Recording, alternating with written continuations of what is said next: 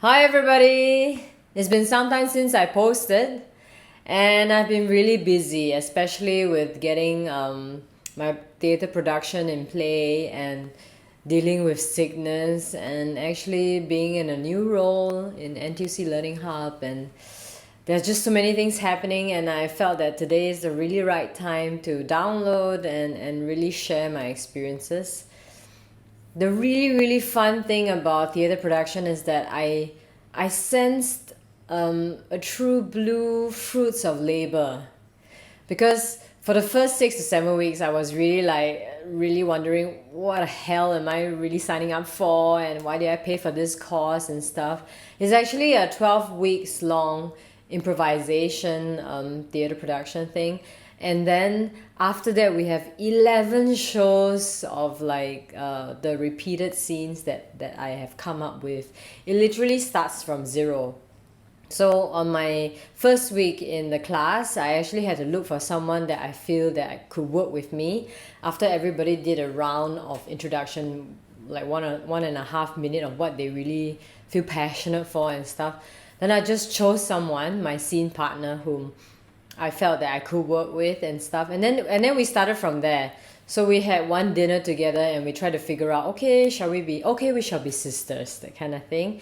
And then let's put the setting in Vietnam, and because she's Vietnamese and stuff, so we kind of want to draw the links to her accent and stuff like that.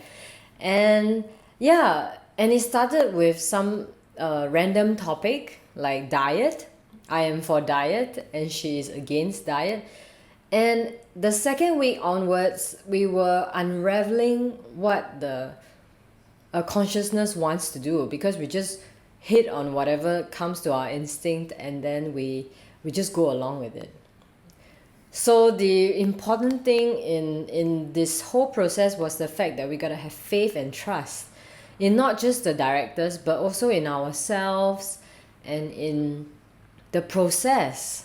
Because for the first 6 to 7 weeks I was really dreading it. I didn't want to go for the class, I didn't want to go for rehearsals, I didn't want to hear what my director has to say about me. I don't want my scene partner to give me input or feedback and stuff. And that helped me to learn a lot about myself. So what theatre production does is that it actually magnifies, not just manifests, but it magnifies your inner talk. So I was having a lot of inner dialogue with myself about my worth, and I got this defensive, right, with what I believe in, and I was pretty stubborn in what I want to do. And you know, and the final thing that I really learned from there is that it's not for me, it's for the audience. It's for the people who paid for the tickets, who really wants to get a sense of what the whole story is about. So getting in the character was another story, right?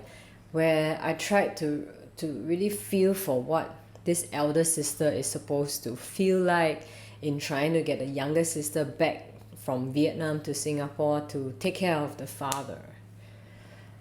It was so heart-wrenching at first because, I mean, a lot of the experiences come from personal ones where I had to imagine a little bit more, but it's definitely like quite realistic in that sense. If time moves forward 10 years later, I might be faced with that kind of situation. And the hardest part for me is to get out of the character, because every week I go into the character. At first I don't feel like being the elder sister and stuff, because I have never been playing a role of an elder sister. But once I get into that character, right, that's where the difficulty begins again, where I have to get out of the character, when I have to live my life as, working in an office and stuff, where I stop thinking about the role. And I don't get emotional, because the most significant thing that happened to me was that my scene partner was trying to irritate me as a younger sister, and I couldn't get rid of the irritation. Even after post rehearsal, where my director is really giving feedback and we're out of the scene and stuff, I still feel so pricked by her that I don't even want to look at her in the face, and I don't want to engage with her. And that's terrible, for synergy. And that's where I really took really mindful steps about what really triggers me. First, I realized a lot about self-compassion, where it's really an ordeal that I'm going through. And through theatre production, right, it's very harmless because the scene partner does not feel the same way as I am.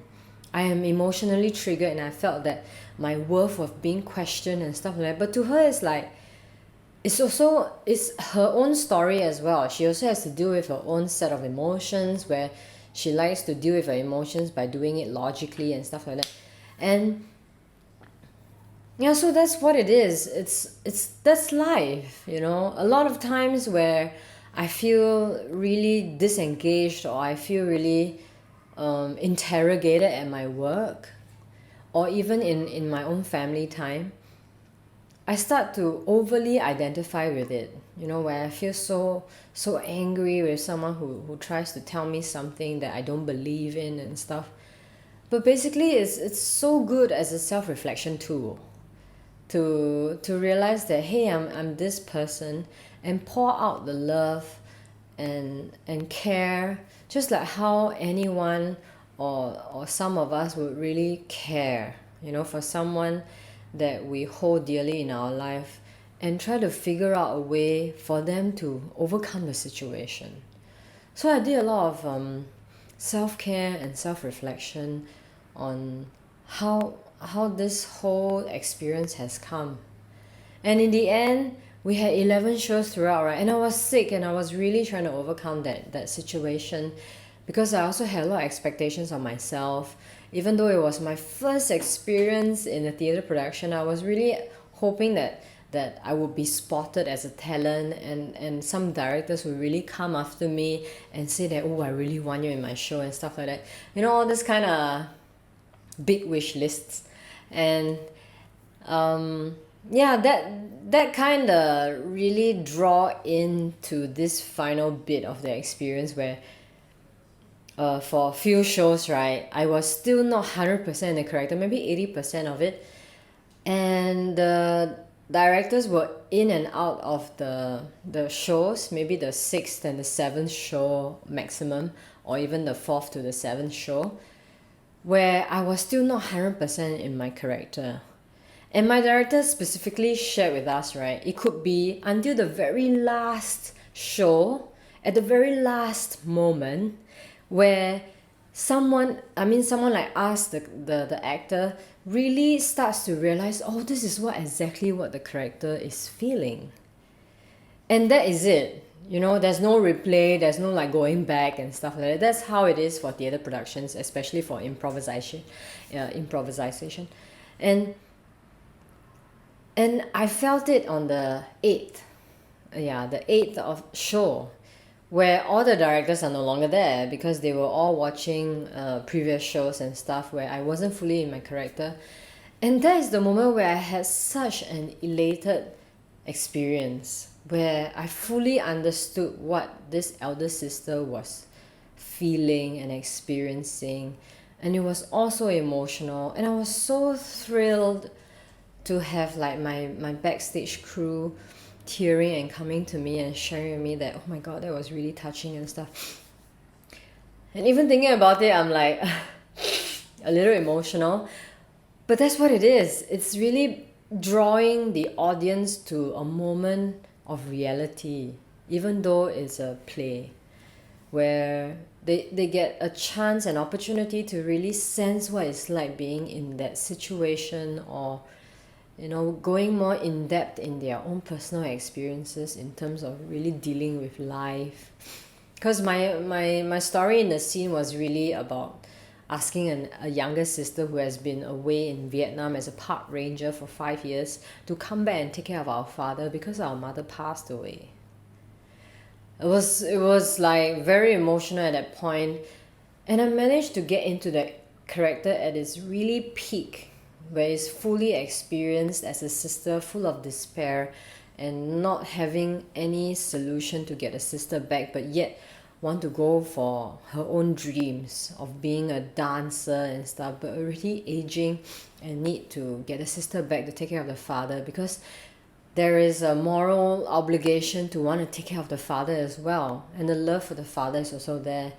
So all this complicated like emotional experiences actually came live after the eighth show. And that's where I felt that at first it was so cool to really show the audience after the eighth show, right, 9, 10, and 11, the reality of what the elder sister is. But at the same time, after the entire show, I started to expect a lot again. That, was the director there at that time when I'm just having 80% in character to remember me and want to groom me, and having a lot of potential to keep on taking the next step and the next. And that's where I realized that I'm still stuck with the habit of expecting too much. I guess there's a really fine line about being fully involved in the activities that I do, and also expecting a certain outcome that I have conjured with based on my limited conception of what is supposed to be deemed as a success, which happens a lot in my real life as well, because every time I feel for something, right, which means I over identify with a certain point of view that my leaders are supposed to look at me this way, or those who are affecting my appraisal and stuff are supposed to appreciate me this way, that I get really, really stuck. And a lot of energy is being expelled to something that may never happen in that sense. Instead of, really focusing and harnessing all my energy on the full involvement of all processes. Which taught me a really dear lesson at this point in time, to really treasure the talent that I have, and having a lot of self-care and self-reflection. It's so cliche to keep on saying this, but the only way to really experience it, right, especially being a product manager, trying to create content for learners, right, I find it really compelling to figure out something that really piques their interest, and not just something that they can get over with, just a technical experience, that kind of feeling, but to make a huge impact internally. It doesn't need to be huge impact externally, where suddenly you're earning a lot of money, or you're having a huge promotion, or you suddenly have a lot of opportunities lying around despite the entire recession field. It is like that feeling where you start to understand who you really are, and the willingness to go and explore what you can really become. That really makes the difference. I don't know who I'm gonna be, honestly. I feel so attracted to the artistic expressions that I can get. Like, for example, I'm going for cello lessons in mid-June, that kind of thing. And I'm still hoping that, there's a casting director that is willing to take me as a character in the future. But she needs to take her time to really build the story and stuff like that. So it's not just about staying hopeful, it's to be fully involved in the process of, growing and refinement. And I'm taking a course on neurolinguistics enneagram, because I really love the science and also the art of doing things, right? It's not just being artistically influenced, but also how to replicate it in the scientific manner, or keep it really scalable to everybody, so that they can also take the steps towards this kind of human experience. I won't even call it like artistic, but it's a human experience, because I can never dictate what your experience is supposed to be like, right? I can only offer my personal experience, which in hope to be scalable to many people. And that is really the true challenge in my day job, where I'm a product manager trying to figure out which content and how to deliver the content to the learners and the participants, who can really garner their own self-awareness to build on their talent. I particularly work for HR, org development, org resilience causes. And I'm constantly, refining the the idea of rolling out causes that really matters to people, and at the same time staying relevant and realistic, right? Because the world is still run by a lot of money where I still need to make a living and pay my bills and stuff like that. So at the moment, of course, I haven't reached the part where, well, I can have both at once. And it's all due to my limiting beliefs, which I am clearing and I'm refining on the way. And there's also gems in being in a day job as a product manager, trying to support the huge engine of NTUC Learning Hub, which I find it really compelling to meet different people, all walks of life, whether they are leaders, whether they are direct reporting officers, whether they are my peers, whether they are somebody that I need to train. And I feel so grateful to be able to listen to the hints that are coming either from the universe or from friends and stuff, which is still part of the universe, to keep on going. So I had this inspiration to share this video today because I felt that it's a message that is not really heard, especially by people who are not as influential as me, to share an aspect of what really matters in life. And hopefully when I become someone of an influence, is able to pick up this video just as easily as how the other videos are picked up, right? Especially the TikTok ones where they are really just for entertainment and it's good stuff, but it's purely entertainment, that kind of thing. To have a deep sense of reflection and a huge motivation to take the action, just the next step.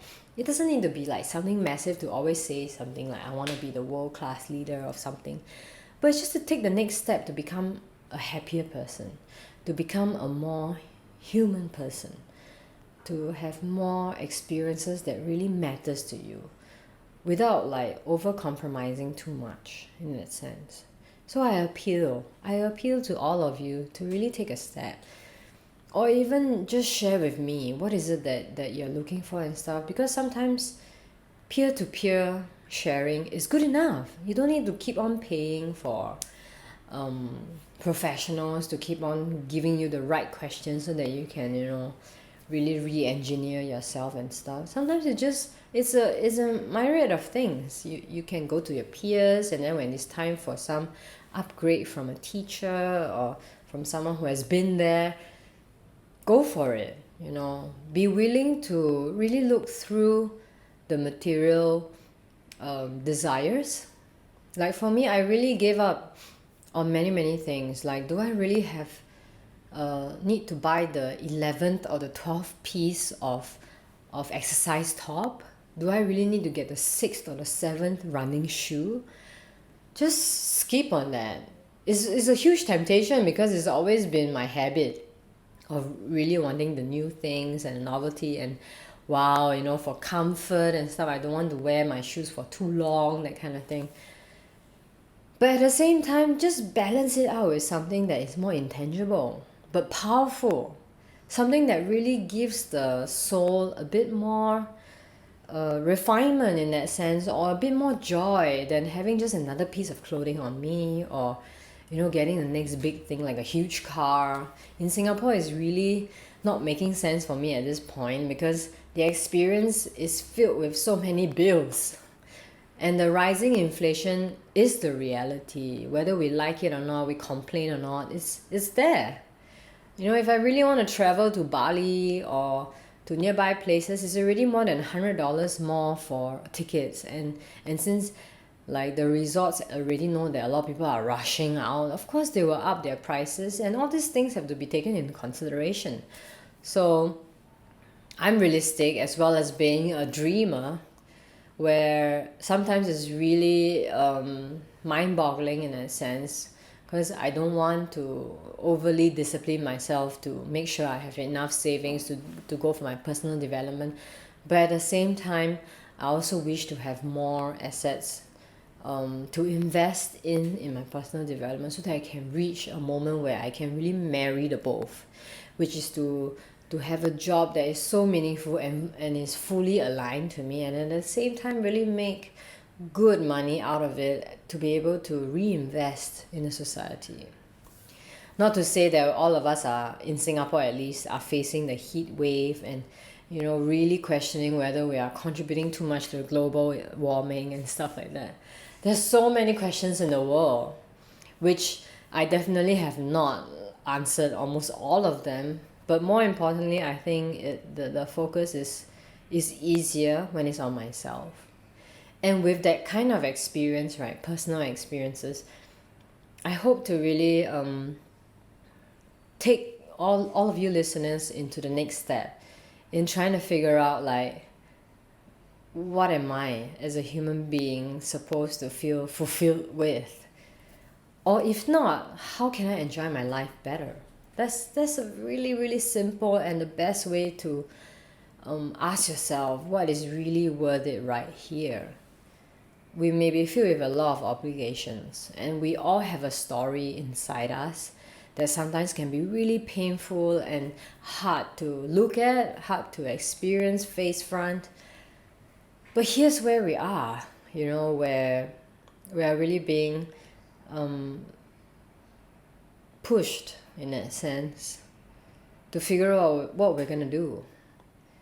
And I open the space for all of us to think, if not converse with me, on where can we go.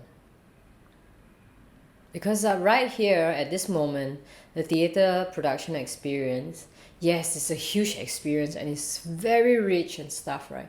But the community I build, these friends, and I feel so comfortable being involved and yet detached with them. Like, I don't make sure that they keep on communicating with me, but to live those moments with my fellow actors, right? It's a community that can never be formed unless I take the courage to. And mind you, out of the 12 weeks, right, 6 to 7 weeks, I have been dreading it and regretting it. And I even curse at it. It's not that I had it all rosy and like, oh, I'm very open to experiences and stuff. It's really the fact that I took the courage to keep on pushing myself. In the beginning, it's a push. But after a while, I start to realize that there is another way to get involved, which is a lot of self-compassion and let the process begin, the healing begin. And in this life, I really hope to be able to build something, right, that is scalable, practical, and at the same time so enjoyable for all of us. Because I'm going to keep on refining myself. Even if I have a business, I'm not going to keep on going with the same idea, because I love creative works and I'm so happy that I have the interest to master it. Because sometimes things left at ideation mode is not the most fun thing for me, at least. But yeah, I check out here and I hope you feel compelled, or at least feel the nudge to do something. All right? So take care of yourself and I hope to see you soon. Bye bye.